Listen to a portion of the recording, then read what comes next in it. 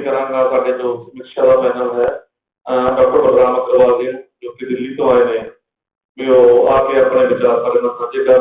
Doctor Balram Agarwal जी और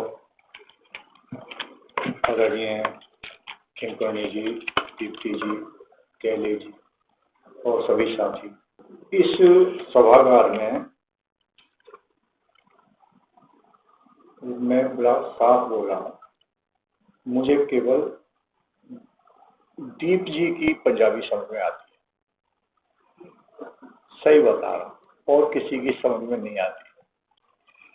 अब वो मेरी कमजोरी है। हालांकि मैं करीब पिछले 25 साल से यहाँ आ रहा हूँ, लेकिन बस इनकी समझ में आती है। यहाँ जितनी भी लोक कथाएं पढ़ी गई हिंदी और पंजाबी, तो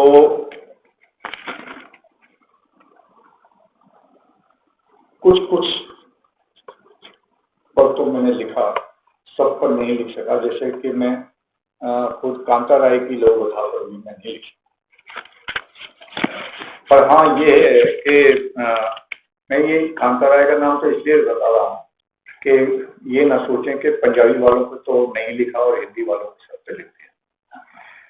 तो इनकी भी लोक कथा पे पूरा नहीं हुआ, लेकिन इन्होंने, मैं पिछले कुछ दिनों से देख रहा हूँ कि कांता राय अपनी लोक कथा में कुछ प्रयोग कर रहे हैं और वो प्रयोग बड़े अच्छे हैं, बड़े सकारात्मक हैं।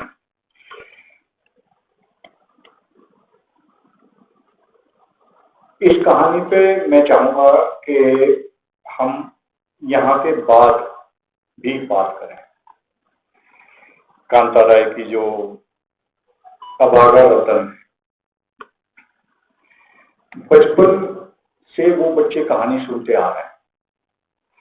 जिस कहानी को बच्चे बचपन से सुनते आ रहे हों, उस कहानी पर ज्यादा व्याख्या की जरूरत किसी भी कथाकार को नहीं होती।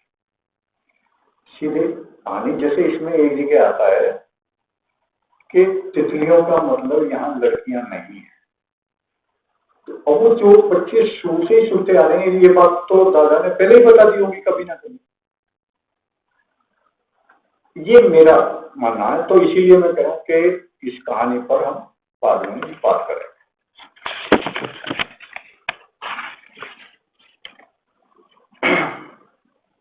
थोड़ी सी बातें दीप जी के लेख पर, थोड़ी सी नहीं, ज्यादातर बातें उनके लेख। लघु कथा की वाचन प्रक्रिया क्या हो, इनका वक्तव्य, वो उसकी पूरी कार्यशाला है। इतना बेहतरीन वक्तव्य, क्योंकि वो रिकॉर्ड भी हो रहा है, तो मैं चाहूंगा कि जितने भी कथाकार हैं, कथाकार कह रहा हूं, केवल लोग कथाकार नहीं कह रहा, उनको वो बार बार इसलिए सुनना चाहिए कि हमारे अंगों का भी संचालन क्या हो। क्योंकि उन्होंने कह दिया कि मैं नाटक का भी व्यक्ति, मैं भी नाटक का व्यक्ति, इसलिए मैं समझ सकता हूं कि कथा वाचन के समय अंगों के संचालन की क्या भूमिका रहती है। मैं एक हिंदी का दोहा, भाटिया जी, जो लोग हिंदी के हैं उनकी समझ में आसानी से, दोहे जी चले गए क्या? एक हिंदी का तो दोहा है बिहारी का, उससे आपको अंग संचालन की बात समझ में आएगी आराम से। कहे तो आ गया समझ में। तो ये जो चीज है, ये वाचन में भी हमारे में आनी चाहिए। अंतिम लाइन बता दूं, हरे भुवन में करत है नैनन ही सो बात। तो पूरा भवन भरा हुआ है और किसी को नहीं पता चल रहा है कि इसकी बात वहां चल रही है।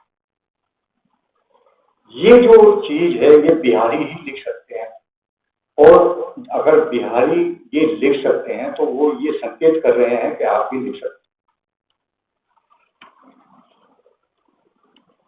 इसलिए कहानी, एक और भी बात है कि जैसे हमारा ये जो सत्र है ये रात में चल रहा है,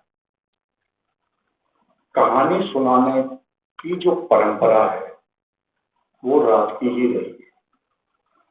सब लोग जब अपने कामों से छुट्टी पा जाते थे और घर आ जाते थे, चौपाल पे आ जाते थे, तब उनमें कहानी का दौर चलता था। वो जरूरी नहीं कि दादा और पोते के बीच में चलता हो, नाना और देवते के बीच में चलता हो, वो परस्पर भी चलता था। तो कहानी का जो, कहानी एक तो कहने की विधा है, सीधी बात यह है कि कहानी कहने की विधा है कि जिसको, और एक और बात बताऊं मैं आपको, ऐसा उल्लेख मिलता है अपने यहाँ कि अपने यहाँ ब्राह्मणों में एक वर्ग केवल कथावाचक ही होता था। वो अपनी जीविका कथा वाचन से ही कमाता था, और उसका सबसे बड़ा उदाहरण मदन मोहन मालवीय हैं, जिन्होंने कथा वाचन के माध्यम से ही बनारस हिंदू यूनिवर्सिटी के लिए चंदा इकट्ठा किया।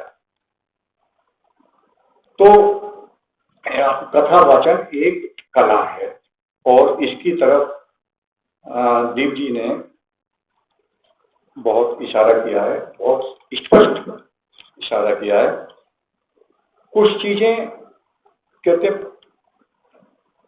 बार बार पढ़ने पे समझ में आती, इसमें कोई दो राय नहीं है। जैसे कि यहाँ पे आया ही था, उसी पे इन्होंने बोला कि ये वाली जो लघु कथा थी वो मेरे सिर से उतर गई।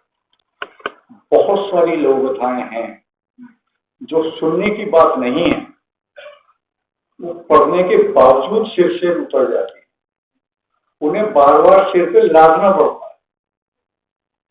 लादने का मतलब वो नहीं है, लादने का मतलब ये दो तरह का लादना है। तो उन्हें बार बार उनका अर्थ समझने के लिए हमें उन्हें बार बार, एक बात और मैं बता दूं कुलरिया जी को, मेरे पास 8 मिनट नहीं है क्योंकि ये रात का सत्र है, मैं आराम से बोलूं। तो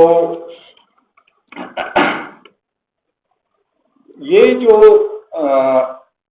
उन्होंने, मतलब जितनी मैंने बहुत सारे नोट्स बनाए और मैं उनको सारों को ही मैं चाहता हूं कि मैं उनको सारों को पढ़ूं क्योंकि वो सारे बड़े काम के हैं।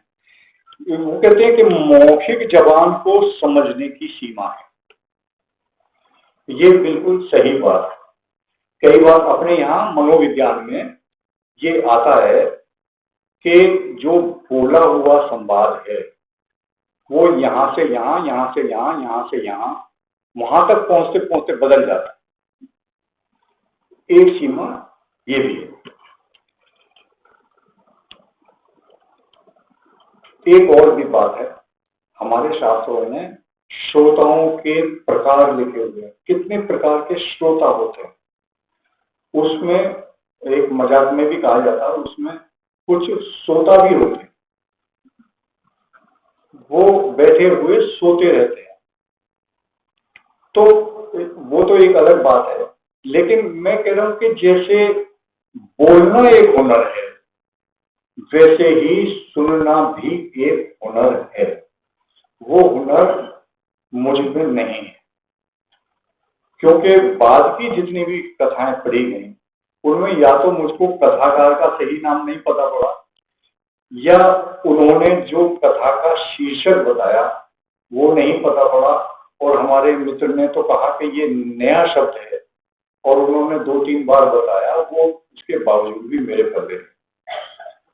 और इसके बारे में मैं एक बात बताऊंगा, हम कई बार कहते हैं कि लघु कथाओं में बिंबों का प्रयोग हो, अलंकारों का प्रयोग हो, काव्य शास्त्रीय जो गुण हैं उनका प्रयोग हो, लेकिन इसके साथ एक सावधानी बहुत जरूरी है कि वो प्रयोग गूढ़ ना हो जाए, वो प्रयोग समझ में आने लायक, ऐसा ना हो जाए। कई बार हमारी भी लोक कथाएं ऐसी हो जाती हैं कि हम ऐसे प्रयोग कर देते हैं और मतलब समझ लो अपने ऊपर भी कोई बेताल हावी हो जाता है तो वो अपन के बजाय वही बोलता है फिर, तो वो गूढ़ ना हो जाए, वो समझ में आए, और समझ में कम से कम इतनी जरूर आए कि अगर हमारी समझ में नहीं आ रही है तो किसी के बताने से समझ में आ जाए।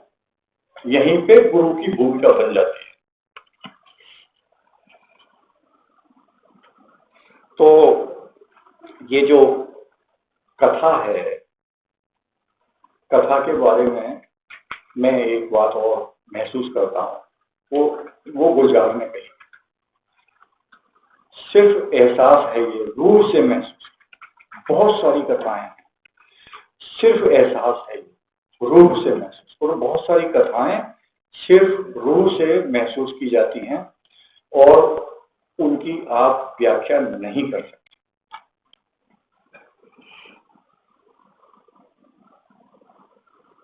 एक और चीज जो मैं अभी इनके लेख पे ही अटका हुआ हूँ, इनके लेख पे ही मैं अभी चला हुआ हूँ। एक चीज और जो इन्होंने कहा कि जिस दिन लाइव मर जाएगा, इन्होंने कहा हम जो यहाँ आते हैं वो लाइव के लिए आते, व्यक्ति से लाइव मिलना है, व्यक्ति को लाइव सुनना है, इसलिए हम आते हैं। दीप जी ने कहा जिस दिन लाइव मर जाएगा उस दिन बहुत कुछ मर जाएगा, इसमें दो राय नहीं है। इस बात को आप ये समझ लीजिए कि जिस दिन से रामानंद सागर की रामायण के कैसेट बिके हैं, गली मोहल्लों की रामलीलाएं मर गई, ये इसका स्पष्ट उदाहरण है कि जिस दिन लाइव मर जाएगा उस दिन हमारी संस्कृति का बहुत बड़ा हिस्सा मर जाएगा।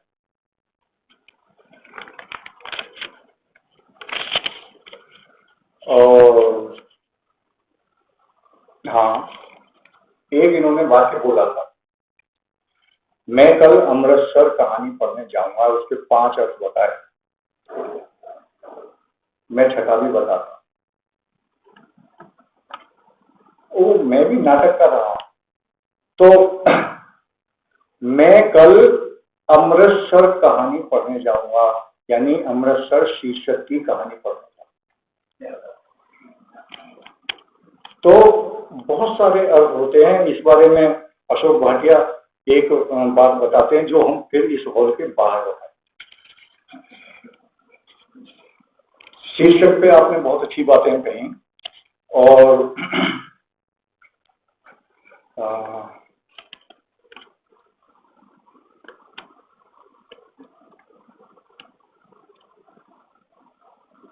हाँ, एक चीज और है कि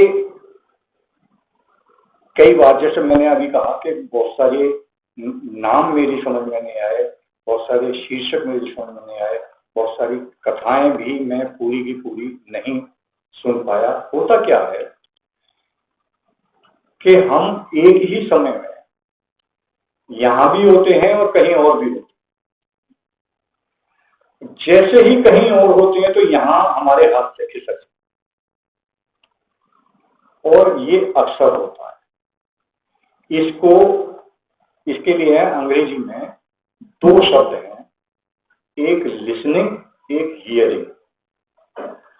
हम हियरिंग तो कर रहे होते हैं, लिसनिंग से खिसक जाते। लिसनिंग माने अपने यहाँ उपस्थित रहना मस्तिष्क के साथ, तो वो कभी कभी खिसक जाता है। जो लोग, मैं आराम से इसलिए एक दूसरा उदाहरण दूंगा, उसका अनुभव हो सकता है कि बहुत लोगों को ना हो। जो लोग माला घुमाते हैं, माला, उनको इस बात का अनुभव होगा कि माला घुमाते घुमाते मंत्र तो बीच में छूट जाता है और कहीं और पहुंच जाते, और कहीं और पहुंच जाते फिर उसको खींच के लाते हैं, नहीं भाई मंत्र पे ही रहना है, माला पे ही रहना है। ये कुश्ती माला और मंत्र के बीच में चलती है, हम सब जानते हैं। तो ये कुश्ती वहां बैठे हुए और यहाँ सुनते हुए भी चलती है। बूटा खान सुखी जी, हलचल, बहुत अच्छे दृश्य बंद बांधे हैं इन्होंने। और बड़ी अच्छी मनोवैज्ञानिक प्रस्तुति है और इसी तरह इनको जारी रखना चाहिए। दरअसल जितना अच्छा लघु कथा को मनोवैज्ञानिक टच बनाता है या अंतर्द्वंद बनाता है, उतना सपाट, हालांकि कहानी की जो खूबसूरती है वो सपाट में है। सपाट माने सपाट के भी कई अर्थ हैं। सब एक जो जिस सपाट की मैं बात कर रहा हूं वो है साफ साफ कहना, लाग लपेट न रखना। उस साफ साफ कहने में भी एक कला होनी जरूरी। तो सपाट बयानी कोई उतना बुरा शब्द नहीं है। सीमा वर्मा की ठंडी आग और कुछ जीवन यथार्थ इसमें बड़े अच्छी तरह से इन्होंने व्यक्त किए हैं।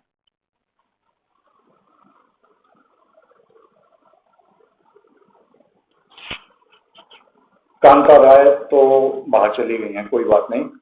तो उनमें सीधी एक तो बात यही थी कि ये है, एक उनका प्रयोग था जो मुझे अच्छा लगा। अच्छा इसलिए लगा कि यहाँ से कहानी के दूसरे भाग प्रकट होते हैं और वो कहानीकार का मंतव्य है या नहीं है ये जानना जरूरी होता है। उन्होंने लिखा, वह तो लौटने के लिए ही घर से निकलता था। अब यहाँ पे उसका ये चरित्र बनता है या नहीं बनता है, इसके लिए हमें कथा को दोबारा पढ़ना पड़ता है। क्योंकि जो संवाद, जो नरेशन हमने लिख दिया, एक और नरेशन पे बात आई है, बिखरते मोती लघुकथा पढ़ी थी। इन्होंने बेटे जितनी भी आपने लघुकथा पढ़ी उनके संवाद भी आप नरेशन में ले, संवाद को संवाद की तरह लिखिए, नरेशन को नरेशन की तरह लिखिए। और लघु कथा की खूबसूरती संवादों से बनती है, नरेशन से उतनी नहीं बनती। नरेशन ना हो ये नहीं कहता हूं, है ना। अब जैसे अशोक भाटिया जी ने कहा कि ये 2-3 साल से संवाद ही लिख रहे हैं। क्या करूं, एक समय ये था कि जब मैंने कमल चोपड़ा को लिखा कि यार सिर्फ संवाद, कभी भी लघु कथा नहीं लिखे जाएंगे, और आज मैं ही संवाद लिख रहा हूं। तो और इस बात पे मुझको शंकर पुरतांबेकर जी ने कहा था कि ये दावा कभी भी मत करो कि ऐसा कभी नहीं हो। कब क्या होगा कुछ पता नहीं।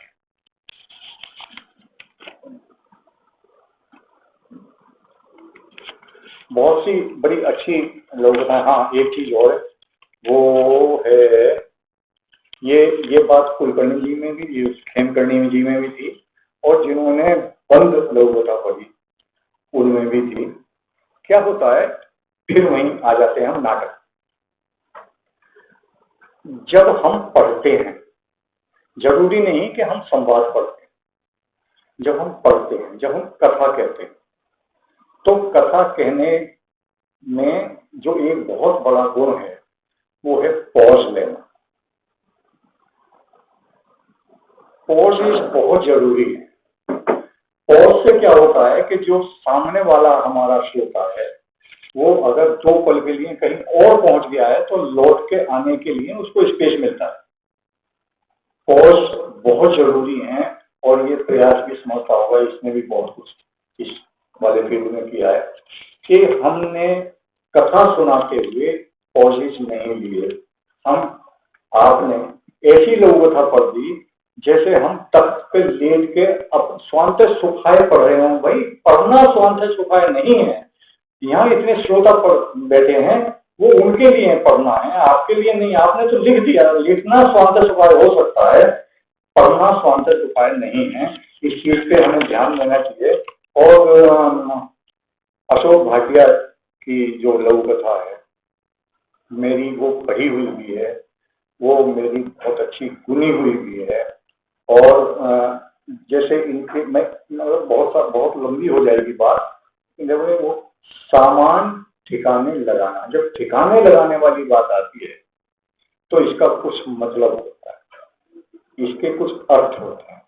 आप ठिकाने लगाना जो है हर एक के लिए इस्तेमाल नहीं करते, क्योंकि अगर मैं बहुत स्पष्ट कहूं, ठिकाने लाश को लगाया जाए, मतलब यहाँ पे वो स्पष्ट कर देते कि बहुत सा सामान जो है वो बिना मतलब, उसको ठिकाने लगाना। तो और बहुत सारी बातें हैं इसमें। अशोक भाटिया जी की तो फिर मतलब मैं तारीफ ना ही करूँ तो अच्छा है। तो अब जैसे बहुत सारे, अब ये अपनापन जो मोह है, मोह जिसे कहते हैं, मैंने बिल्कुल यही इनकी जैसी बात, अम्मा ने हमारी ने बहुत सारी चीजें रखी हुई। मैंने तो अम्मा ने एक दिन कहा मुझे कि मेरा ये 2 कंघी थे, मेरे एक कंघी कहाँ गई? तो मैंने कहा अम्मा एक ही कंघी बहुत है। तो नहीं, दोनों चाहिए। मैंने कह दिया अम्मा कब्र में पैर लटके हुए हैं, 2 कंघियों का क्या करोगे? उन्होंने कहा देखो 90 साल की है। उन्होंने कहा बेटा पैर लटके हैं कब्र में, सिर थोड़ी लटका हुआ है। तो ये जीवंतता भी है, ये मोह भी है, ये बहुत सारी चीजें हैं। और ये तुरंत जवाब देने की जो हमारे बुजुर्गों में कला है, वो बुजुर्गों में ही है, और वो ग्रामीण बुजुर्गों में ही है, वो हमारे शहरी लोगों में नहीं है। और इस मामले में जो बहुत रिच है वो पंजाब और हरियाणा है। दर्शन बरेटा जी ने बहुत अच्छी लघु कथा पढ़ी, कौशल जी, और ये सारे कथाकार अपने ज्यादातर तो कथाकार जाने पहचाने ही हैं। और बस मैं यही कहूंगा कि जो पंजाबी कथा को बोलने का, बताने का जो तरीका है, मैं जब से यहाँ आ रहा हूँ वो ज्यों का त्यों बना हुआ है, या इसको बदलो थोड़ा सा। वो सारे लोग यहाँ आके जो पढ़ते हैं वो ऐसा लगता है कि कथाएं तो अलग अलग आ रही हैं लेकिन आदमी एक ही पढ़। शैली में यार बदलाव करो, थोड़ा सा इम्प्रूव करो। बहुत जरूरी है कि वाचन को इम्प्रूव किया जाए। बहुत कुछ लोगों ने बहुत अच्छा वाचन किया, मैंने लिखा भी है डायरी में कि इनका वाचन बहुत अच्छा है, लेकिन पर वाचन को इम्प्रूव करना बहुत जरूरी है। वाचन इम्प्रूव करते ही आपकी लघु कथा का प्रभाव दुगना हो जाता है, तिगना हो जाता है, वो तीर की तरह अंदर जाती है। तो वाचन को ऐसा ना लगे कि वाचन एक ही आदमी कर रहा है, लघु कथाएं अलग अलग आदमी। बहुत बहुत समय ले लिया मैंने, इसके लिए समय देने के लिए बहुत बहुत धन्यवाद। बहुत बहुत शुक्रिया बलराम अग्रवाल जी, जिन्होंने पेपर भी पढ़िया। खास तौर पर डॉक्टर दीप जी के पेपर को बहुत भी उन्होंने विस्तार दिता। बहुत सारी जो गल्लां करनियां चाहते थे उन्होंने बहाने बलराम अग्रवाल जी ने कीतियां। असीं कह सकते हैं एक तरह के 2 पेपर सानूं मतलब इस विषय के उपर मिले ने। इसी तरह उन्होंने मिनी कहानियां के लघु कथावां लैके गलबात